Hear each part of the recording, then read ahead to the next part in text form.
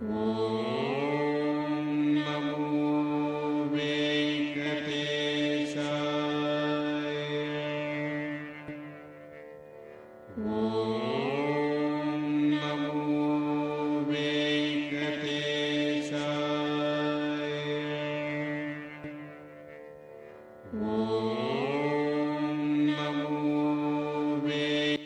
కలియుగంలో భక్తులను ఎంతో ప్రేమ కరుణతో చూసే పవిత్ర దివ్యమంగళ స్వరూపుడే పారిజాతగిరిలో స్వయంభూగా వెలిసిన శ్రీ వెంకటేశ్వర స్వామివారు.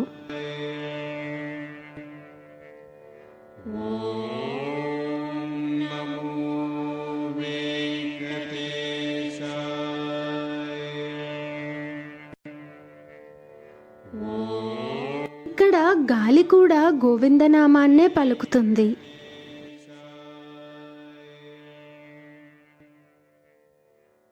పచ్చని పంట పొలాలు చుట్టూ పారిజాత వృక్షాల శోభతో ఆకట్టుకునే ప్రకృతి అందాల మధ్య 7 కొండలపై వెలిసిన క్షేత్రమే గోకుల తిరుమల పారిజాతగిరి శ్రీ వెంకటేశ్వర స్వామివారి ఆలయం.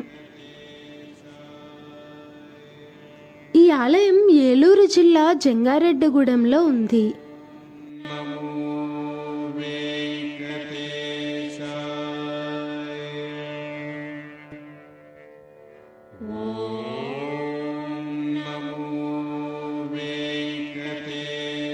ఈ పట్టణానికి ఉత్తరముఖంగా ఉన్న శేషాద్రి, వృషాద్రి, గరుడాద్రి, అంజనాద్రి, నారాయణాద్రి, వెంకటాద్రి మరియు వృషభాద్రి అనే 7 కొండల్లో 6వ కొండపైన స్వామి స్వయంభూగా వెలిశారు.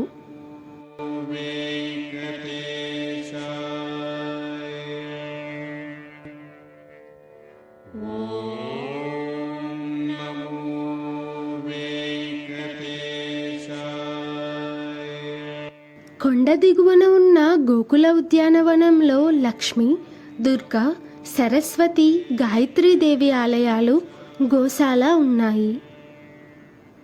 అదేవిధంగా మెట్ల మార్గంలో గణపతి, గోవిందరాజస్వామి, నటరాజస్వామి వారి ఆలయాలు కూడా ఉన్నాయి. ఇక్కడ స్వామికి కుడి భాగంలో పద్మావతి దేవి, ఎడమ భాగాన గోదాదేవి, ఆళ్వాచార్యులు కొలువై ఉంటారు. కొండపైన ఈశాన్య భాగంలో క్షేత్రపాలకుడైన ఆంజనేయ స్వామి దక్షిణముఖంగా దర్శనమిస్తే, శ్రీనివాసుడు వెలిసిన కొండకు ఎదురుగా ఉన్న గిరిపైన గరుత్మంతుడు దర్శనమిస్తారు.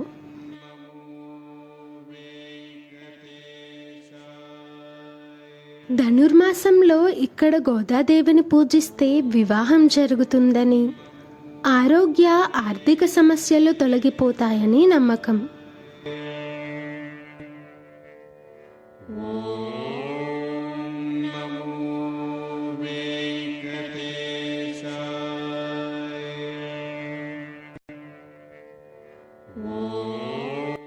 ఇక్కడున్న మెట్ల మార్గంలోని ఆలయాల వద్ద రాయి పేర్చి గూడులా కడితే చాలా తక్కువ సమయంలో సొంత ఇంటి కల నెరవేరుతుందని భక్తుల నమ్మకం.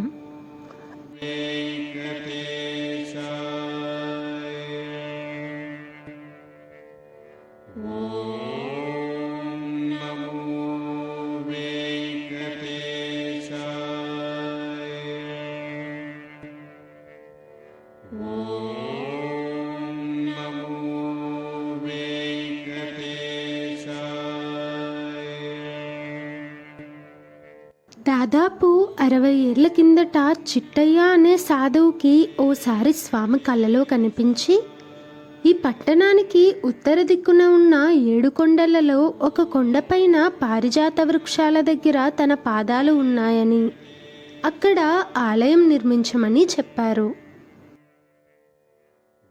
దాంతో ఆ భక్తుడు 7 కొండల్ని వెతికితే 6వ కొండపైన పారిజాత వృక్షాల మధ్య ఒక శిలపైన స్వామివారి పాదాలు కనిపించాయి.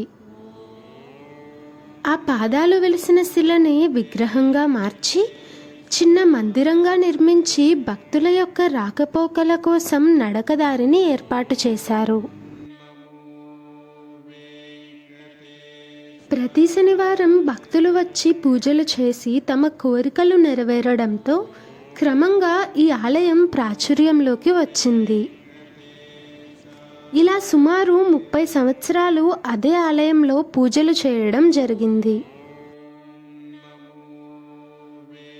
భక్తుల రాక పెరగడంతో పేరిచెర్ల తిరుపతి రాజు గారి ఆధ్వర్యంలో ఒక అభివృద్ధి కమిటీ ఏర్పడి భక్తుల యొక్క విరాళాలు సేకరించి స్వామి యొక్క పాదాలు ఎక్కడైతే వెలిసాయో ఆ పాదాలు వెలిసిన చోట మనం ఇప్పుడు చూస్తున్న ఈ స్వామివారి మూర్తిని ప్రతిష్ఠ చేయడం జరిగింది.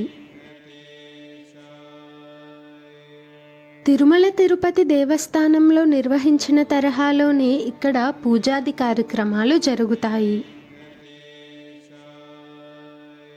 కొండపైకి వచ్చే భక్తుల సహకారంతో ఇక్కడ మెట్ల దారిని నిర్మించారు.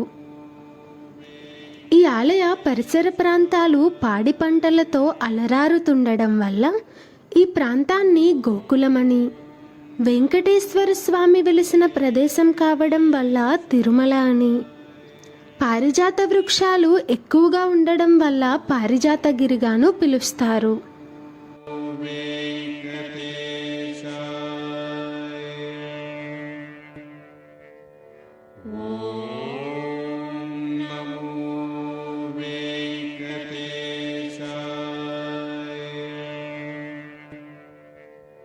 రోజు త్రికాల పూజలతో పాటు ప్రతి మంగళవారం స్వామికి బంగారు పుష్పాలతో అష్టదళ పాదపద్మారాధన ఉంటుంది.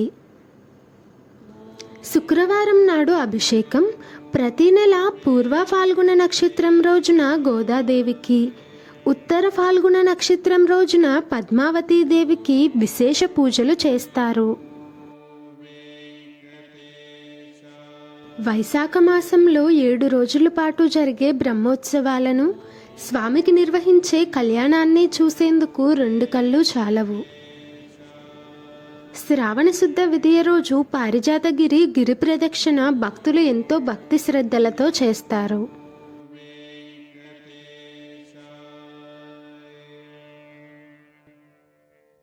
అదేవిధంగా ఆశ్వేజ మాసంలో పవిత్రోత్సవాలు జరుగుతాయి. ప్రతి సంవత్సరం డిసెంబర్ 16 నుండి జనవరి 13 వరకు ధనుర్మాసంలో అధ్యయన ఉత్సవాల పేరుతో స్వామివారికి విశేష పూజల్ని చేస్తారు. ప్రధానంగా ధనుర్మాసంలో 27వ రోజున కూడారై అనే ఉత్సవం ఇక్కడ అంగరంగ వైభవంగా జరుగుతుంది.